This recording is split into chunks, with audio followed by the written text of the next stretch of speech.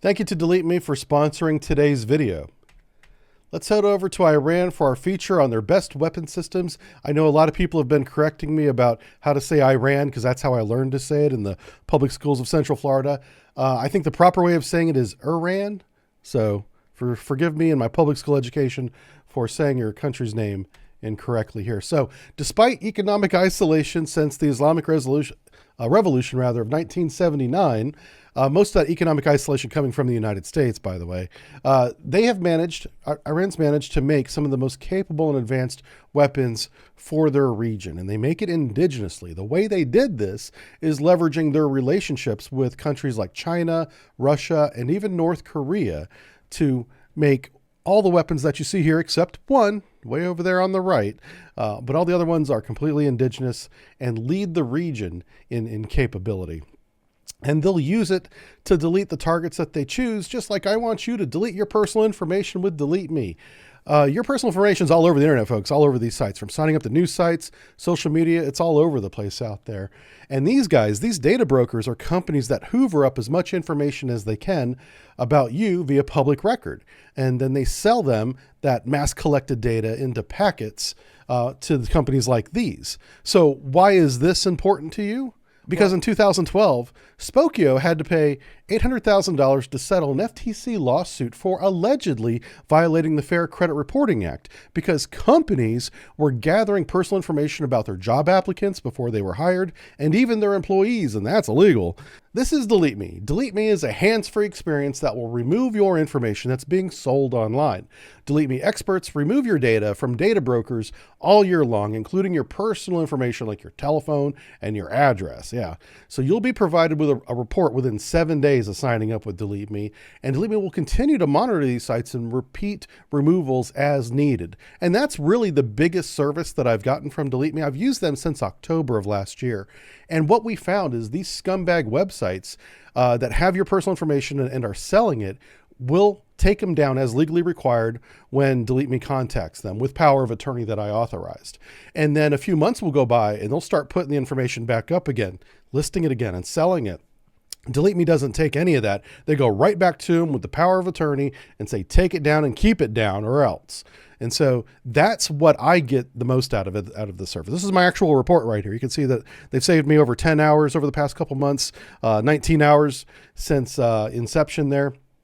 So I use Delete Me to protect my information. You should too. Click the link in the description or just use code subbrief20 to save 20% on your order today. All right, let's take a look at these weapon systems that this video is a little bit delayed because of all the research that's gone into this. And I really think that you'll be impressed with how far Iran has come despite being economically isolated by the United States to as much as our ability. The first weapon system is their ballistic missile called the Khorramshahr. This is derived from North Korea's BM-25 Musudan missile, has a range of just over 2,000 kilometers, which means it can reach the Red Sea and well into India from Iran. It has an 1,800 kilogram payload that can be conventional or nuclear. So even though Iran's not necessarily a nuclear power yet, they already have the delivery systems that work to deliver nuclear weapons when they get them. Now, how they get these missiles around the country is via mobile transport erector launchers, which makes targeting them difficult because much of the terrain that they keep these missiles in on these trucks is very mountainous. So it's very easy for Iran to hide and move them around constantly. Now, there is one downside to this missile, and it's its engine. It uses a liquid hypergolic fuel, which means the preparation for this missile takes a long time compared to other missiles that use other fuels. So getting this missile ready for launch is obvious if you can find it and you watch it happen. You're like, oh, they're getting ready to launch that missile, because once they get the fuel on board, they need to either defuel it right away or launch it. They can't really let it sit there. And so that is the only downside to this missile. It moves around, it's easy to hide in the mountainous terrain, and is very devastating and nuclear capable. Now, A much more realistic weapon, likely to be used in a conventional war, it would be the Soumar Cruise missile here. This is a significant development in Iran's strategic arsenal because it can go out long range and hit very precise, specific targets with conventional weapons, with a conventional warhead. It's based on Russia's Kh-55 Kent missile, which was clearly inspired by the United States Tomahawk missile. So this is a derivative of a derivative, basically a Tomahawk missile that's made by Iran. It can go out to 2,500 kilometers at a subsonic cruise speed, low nap of the earth flying, because it uses several means of navigation, including TERCOM, which takes a visual or radar picture of the ground that it's flying over and maps that to where it thinks it is internally, just to verify its position. It also uses the GLaSSNOS navigation satellites that Russia controls. It probably uses GPS as well, but I wasn't able to confirm that. And in any conflict with the United States or our allies, we would encrypt GPS on day one so they wouldn't be able to use it. But it's essentially a Tomahawk missile that is transporter mobile. These things are carried around on trucks. They're not at fixed sites, and I can't overstate this enough. The fact that they move their missiles regularly means that once an adversary finds one of their missiles, if they don't continuously watch it, it's not going to be there the next time that they go looking for it. And that is a great advantage for Iran. So they've developed capable, accurate long-range missiles, both ballistic and cruise, and they can move them around the country, and they do constantly.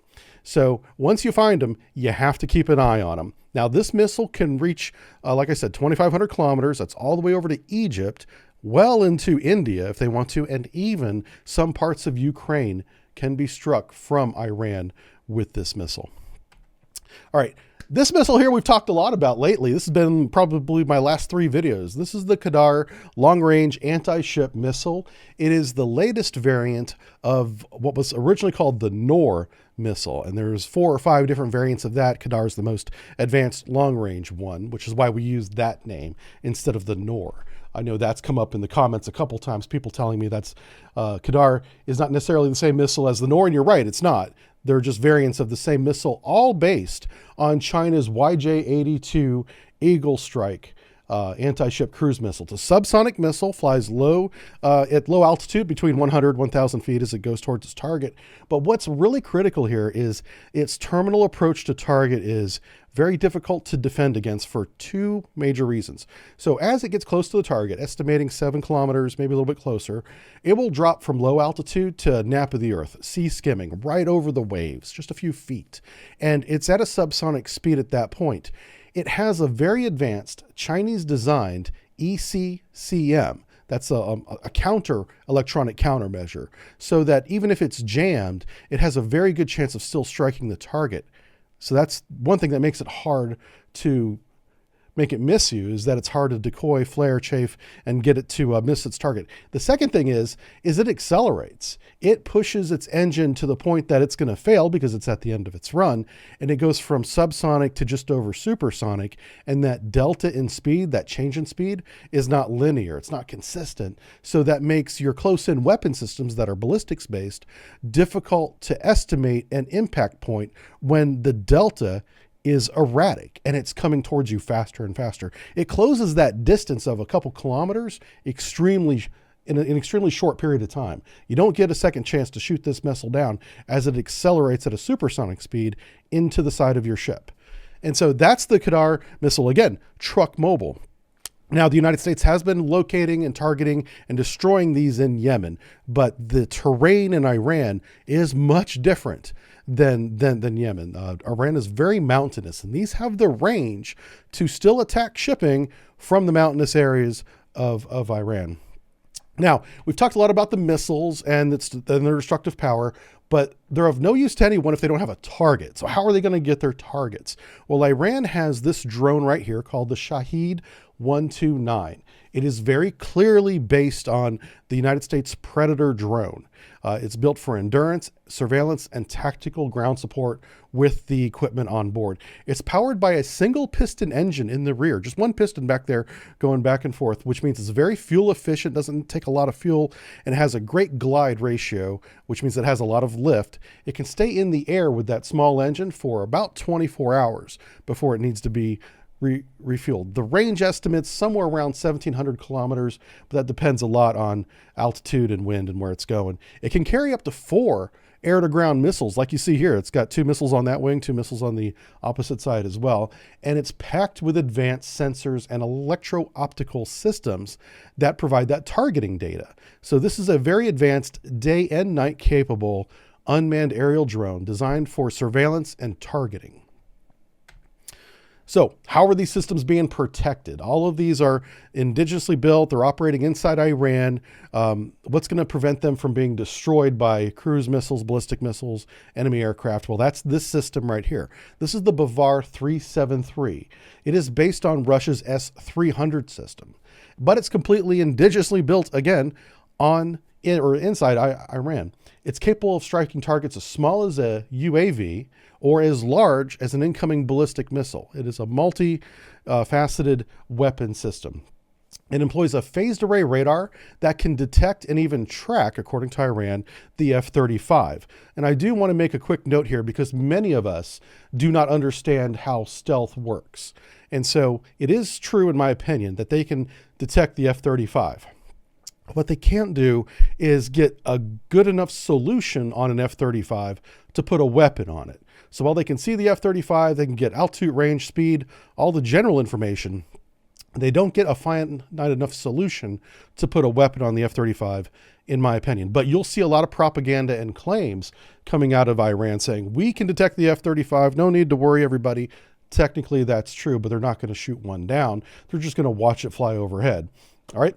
Now, going back to this system here, this is a 2-stage missile that can destroy targets out to 187 nautical miles. And again, mobile all over the place. This is a key thing for all of their systems that are ground or land-based, is that they're on trucks.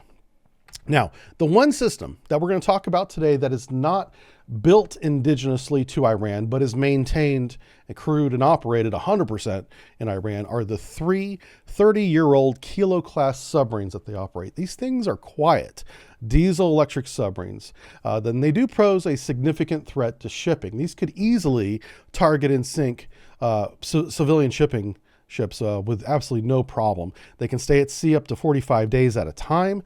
They have a submerged speed maximum of 25 knots, so they can accelerate and get up to wherever they need to go pretty quickly. They carry 6 torpedo tubes and fire large 53-centimeter torpedoes out of them. And because of the warm waters that they operate in, that gives them a stealth advantage when they're submerged.